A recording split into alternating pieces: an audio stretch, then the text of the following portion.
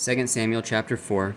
And when Saul's son heard that Abner was dead in Hebron, his hands were feeble, and all the Israelites were troubled. And Saul's son had 2 men that were captains of bands. The name of the one was Banah, and the name of the other Rechab. The sons of Ramon, a Beerothite, of the children of Benjamin, for Beeroth also was reckoned of Benjamin. And the Beerothite fled to Gittim, and were sojourners there unto this day. And Jonathan, Saul's son, had a son that was lame in his feet. He was 5 years old when the tidings came of Saul and Jonathan out of Jezreel. And his nurse took him up and fled, and it came to pass, as she made haste to flee, that he fell and became lame, and his name was Mephibosheth.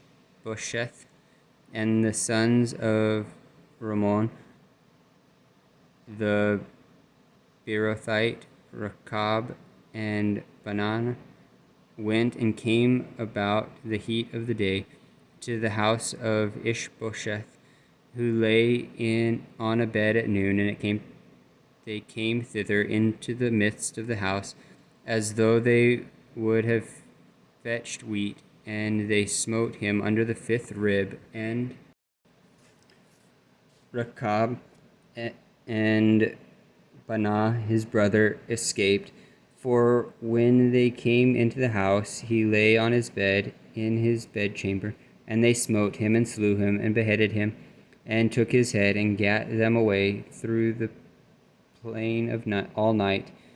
And they brought the head of Ishbosheth unto David to Hebron, and said to the king, Behold, the head of Ishbosheth, the son of Saul, thine enemy, which sought thy life, and the Lord hath avenged my lord the king this day of Saul and of his seed. And David answered Rechab and Banah his brother, the sons of Ramon the Beerothite, and said unto them, As the Lord liveth, who hath redeemed my soul out of all adversity, when one told me, saying, Behold, Saul is dead, thinking to have brought good tidings, I took hold of him and slew him in Ziklag.